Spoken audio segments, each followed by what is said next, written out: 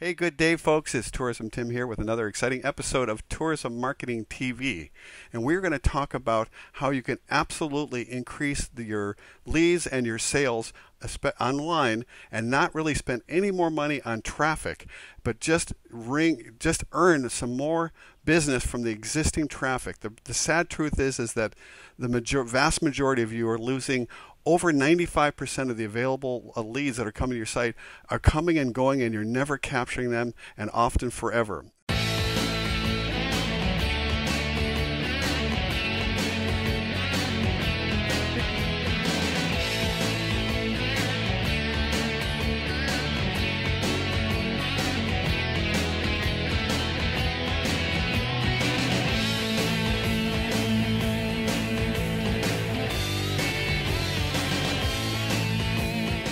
Number 5, online live support. Some of you got it, and you made a good point. Why don't you, on this one, Scott? Why don't you take that one about online live support? What do you want to make sure you have in place? Well, obviously, if you want people to click on the chat with me now button, that you have people that are there all the time. And with tours and bookings being 24/7, a lot of businesses can't afford to have someone sitting at their desk all the time.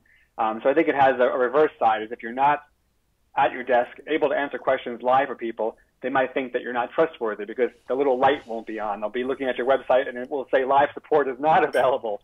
So if you do have people that are situated in the time zones that your customers are in and can be available to answer quick questions, it's the easiest way to offer support to people who might have a simple question. Maybe there's even a problem with your website and they want to tell you right away that there's a page that has a missing piece of information, or they just want to ask one question about whether a certain tour package is being offered for a future date in the year that's not listed yet. Anything that may be simple enough that requires a quick answer, and it's an opportunity to just, again, build that trust and start that conversation with someone when they first got to your site and are looking for a real person to be out there and not just a static web page. I've had many tour operators and people around the world tell me, you guys have told me, that the difference between that turning that lead into a sale often was just another couple quick questions, especially if you've got a travel website that sells, that's really got established trust, credibility, you've answered a lot of questions, but there's usually just a few questions that they need. And once they feel trust and they feel that they know the answer, they're ready to give a credit card. And so that can be a very, very powerful tool. Number 6, email newsletters. I put on here boring, low opt-in rate, and that's why I'm an advocate of the freemium. I mean, come on, folks. How many of you are overwhelmed with email crap in your inbox? I am, and I think most of us are. And I've even including stuff that I've opted into that I think, oh, this looks really interesting, and then I don't end up reading it.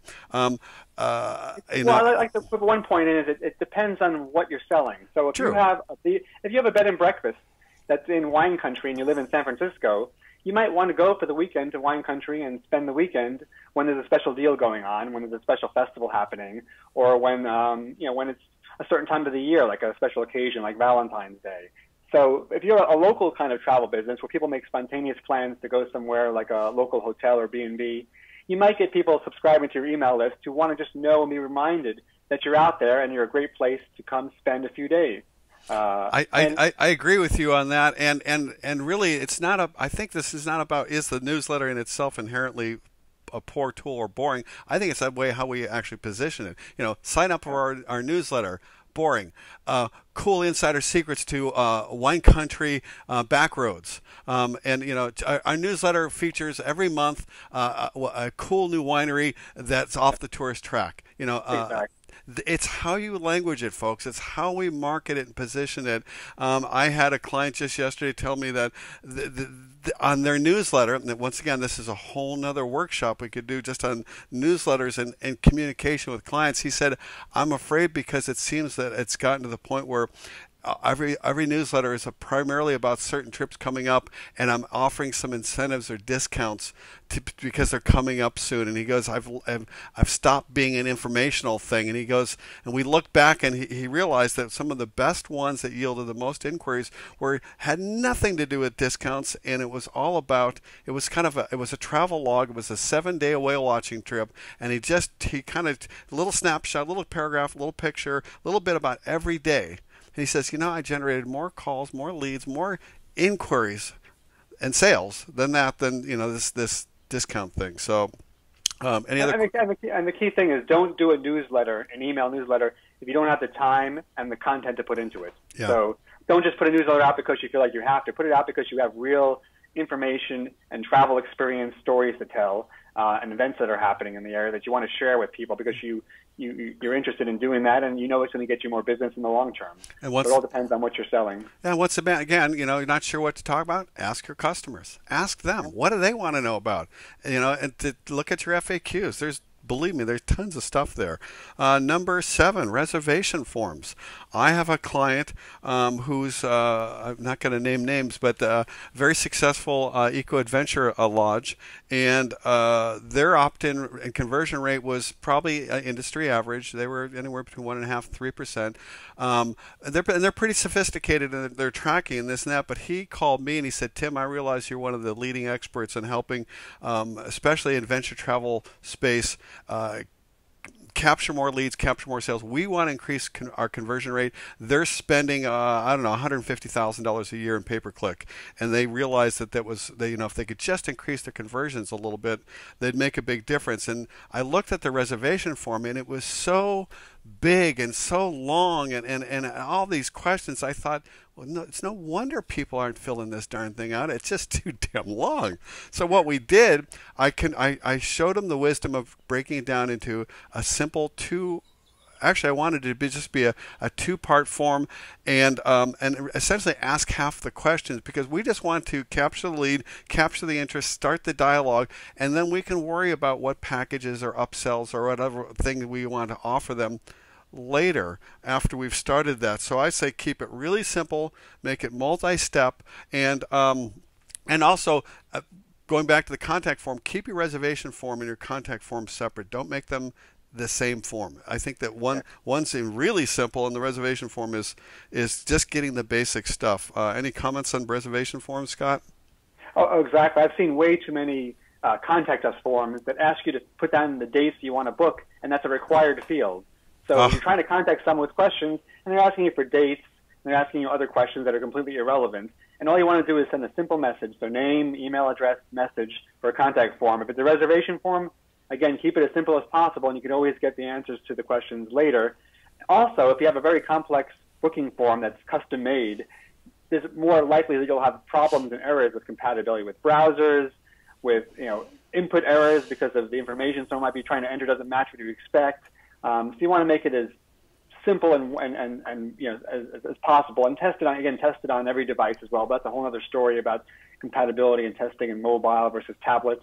But yeah, and another idea for the reservation form is if someone gets in the reservation form and they realize they're not ready to make a booking, but they wanted to see your reservation form, you can also have a pop-up or a box at the bottom or something like that where you can say, you're not ready to complete your booking today. We understand. Put your email address in and we'll send you out some information, or put your phone number in and we'll call you back. So again, a way to say you might be too busy to finish the booking today. You need to talk it over with your spouse perhaps, or your family first, and you didn't realize that was the case yet. And you just need to wait again to capture that before they click the close browser button and forget your URL perhaps, or forget to come back later because they find something else that catches their eye. Well, that's a good point and a perfect segue to number 8, the book later, the book later button. Why don't you give us a brief overview of that and what your thinking was on it, and how it helps get more leads. Well, the book later button is the software that my company develops and sells right now, and it's as simple as possible. The design goal was for travel websites only, for hotels and tour companies and travel agencies, to have a way to capture leads. And use email remarketing to convince those people to come back to your site and consider booking later. Because again, if 97% of people aren't going to book right away, you want them to reach your site, browse for a bit, and then reach out and start a conversation. So the book later button is a widget where they can type in their email address, they can put some personal notes in, and ask for an email reminder to come back to your site. So it gives the consumer, the travel consumer, an opportunity to bookmark the site using email and not using social media, which has all these privacy concerns, and not using a reservation form, which they're not ready to use as well, and allows the travel business a way to remarket to the person using email, to send a personal message saying, thank you for visiting our site. This is the reasons you should book direct. Here's some information for you, or freemium perhaps, and here's a reminder to come back and continue the booking process.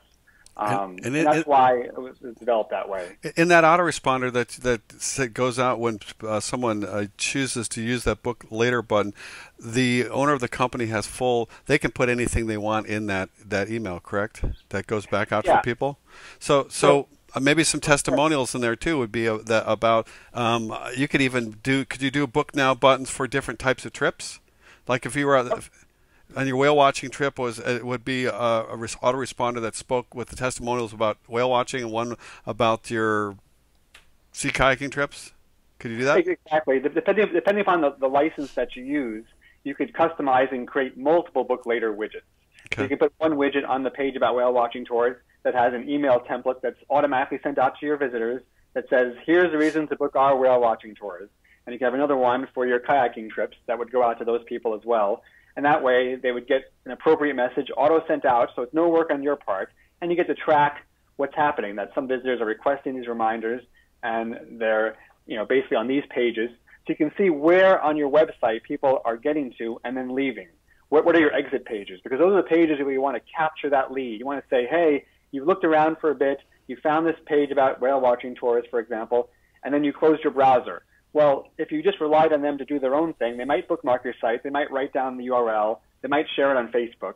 But if you offer some way, like a contact form or a freemium or the book later button, you can then capture that lead more effectively and know someone visited this page, they like what they saw, they weren't going to book right away, there's nothing you can do to get them to push that book now button. You can put 10 book now buttons on your page, they're not going to click it because they're not ready.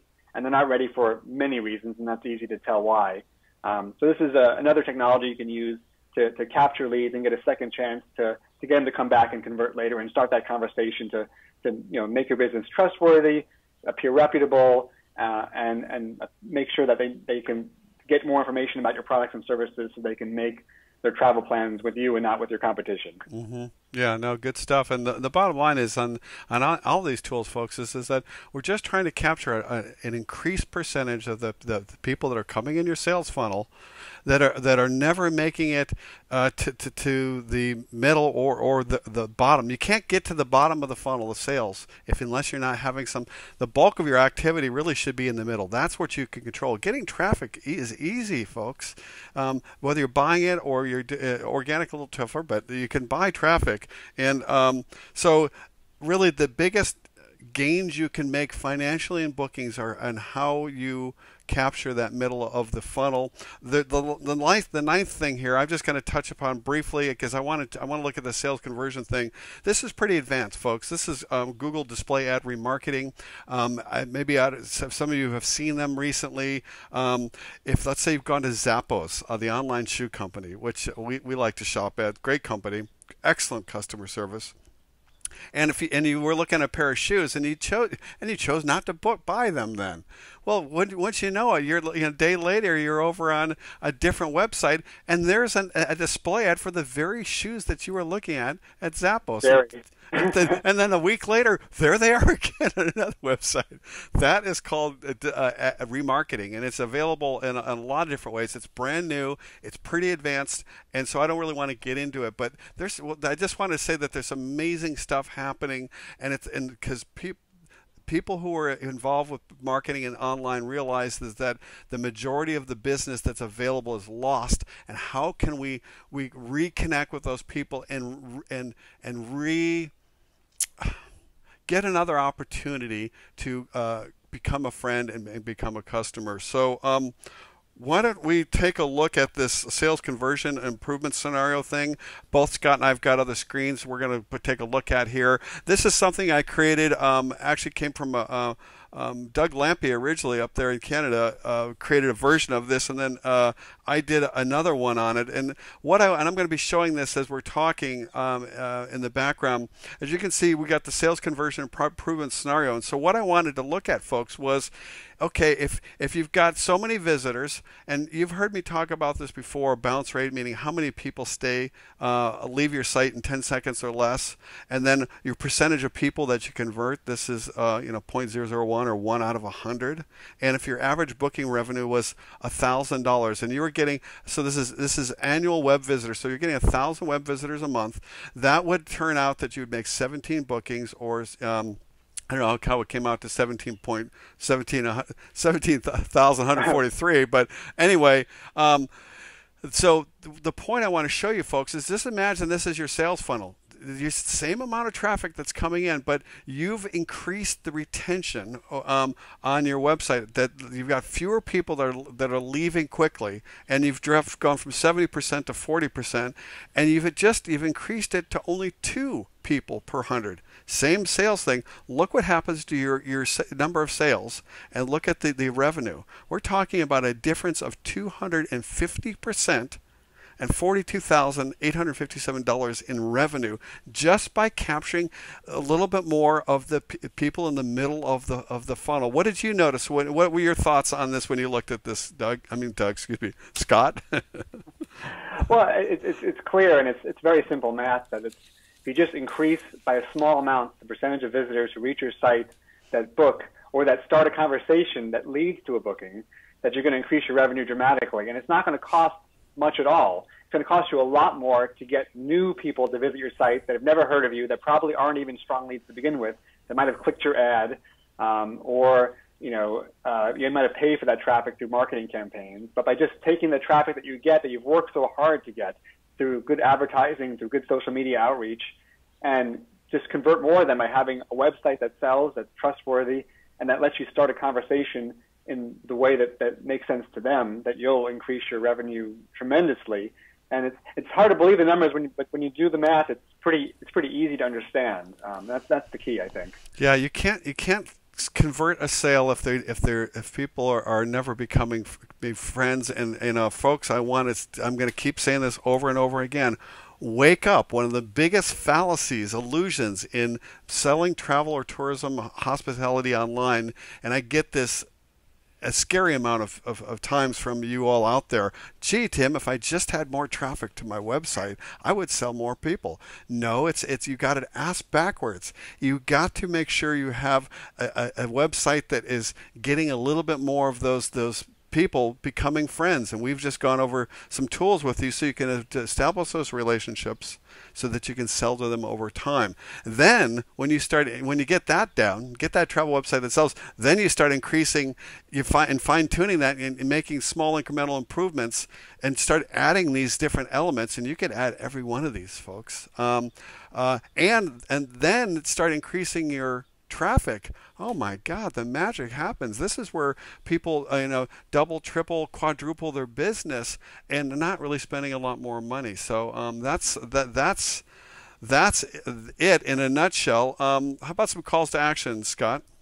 What I'm going to give one, and you do the same. But Sure. what I wanted to say is that, and building on that, if you just committed to making one small improvement in your website and your online marketing message to establish more trust, more credibility, and so I'm going to talk about the psychology side of it just once a month, that at the end of the year you could have lowered your bounce rate significantly, and I've shared stats with you guys before about people who've applied information from my tourism marketing success course and have had huge improvements in website retention and subsequent sales. If you just do that once a month, at the end of the year you'll make a big difference. And then why don't you mention about an action item on the technology side of the tools that we talked about? Well, on the technology side, I think first you have to have that mindset of what is it like for a visitor to come to your site for the first time and read about your tour products or your hotel, and what are they looking for, and just get into your mind, like, what would they do naturally to connect with you if they're not looking to make a booking, and pick out the technology that works for your type of customer. If you have a luxury product versus a rustic adventure tour, you're going to have a different kind of technology choice, perhaps, for how you reach out to those people. Maybe if you have a freemium that's about adventure travel in Peru, for example, that might work best because that kind of customer is looking for travel expertise and advice on how to plan maybe their first trip to Peru. But if it's a luxury hotel in the mountains where there's good skiing, you might want to use other ways to reach out to people and other technologies, such as a nice email contact form that lets them get a brochure about your site that's all colorful, and that's easy to do for free as well on your site, as well as the book later button, as well as using social media widgets, which are mostly free as well to use, other than the time it takes to implement it. But in most cases, technology, once you've implemented, are plug and play. You put them on your site, and they work automatically, and they don't require a lot of upkeep. But people expect that on a professional, trustworthy website, whether it's travel or booking or buying shoes. They expect to be able to contact you easily with a question. They expect to be able to book easily if they want to. They expect to be able to get information that's useful to their decision-making process. So there's so many technologies out there. The key thing is picking one, like you said, one a month, one every other month, and just focusing on how can I use this technology to start a conversation with my customers in any way. And don't be overwhelmed by the choices. You have 9 choices, which are a lot, it seems like. But if you just pick one and talk to some of your customers, see which ways they prefer, whether it's social media, email, downloadable PDFs, live chat widgets, which might be appealing to some types of customers as well, and go with that and see how it works. And like with everything, you have to try something, see the results, tweak it, and change it. And then once it's optimized, it's usually good for a long time. And I would focus, like I said, in the middle of the funnel and getting those people that are at your site, who, if you work so hard to get to your site, engage with you and becoming your friend, like Tim says so eloquently. So yeah, and as you really summarize well, Scott, is really at the end of the day, it's not about the technology. It's about connecting, being in service to your market and connecting with them, and when in doubt, find out what works for them, and look at all your marketing through their perspective, and you will always excel at what you're doing. So Scott, how can someone get a hold of you? What's your website and contact information if they want to know more about the book later button? Well, they can go to bookingcounts.com. Booking Counts, is the company name, and the Book Later button is the product name. If you go to bookingcounts.com, you can read about the Book Later button as well as read the blog. So I also do my own blog about travel and hotel and tour marketing and how to optimize your website for booking conversions, because everyone needs to optimize their website, do one thing every month to help improve the funnel from top to bottom, from visitor to lead that you've captured to customer. But if they go to the site, they can see more about the product. And the Book Later button is available as a free version as well as a paid version. The free version has limited features, but it's a great way to get started if you're an independent tour company or a small hotel. The free version is perfectly adequate and enough for you to get started. And if you need to upgrade to add more features, it's available for an extra fee as well, but it's very well priced compared to technologies built for the giants of the travel industry, which everyone seems to be thinking about. But this is meant for small independent tourism companies that need an edge up to capture those leads and remarket to them and get that conversation going so they can get more bookings. Well, I hope you could see, folks, why I wanted to have this conversation with Scott, and it's spirited, and it was information filled, and probably a bit overwhelming, and went certainly a lot longer than I expected. But we want to hear from you. We want to hear what you like, what you understand, what you want more information on. Let us know about your sales funnel and what's working. There are other techniques, and some work better than others. So let us know. Make a comment on our blog post down below. Email us. You find us on our fan pages, respectively. So, Scott, a pleasure. I look forward to more conversations like this on the psychology of selling travel and how we can capture a greater percentage of that available traffic that's really leaving our website and usually forever. So, Scott, have a great day, and I'll talk with you soon. Thank you, Tim. I appreciate it. Take care. Bye-bye.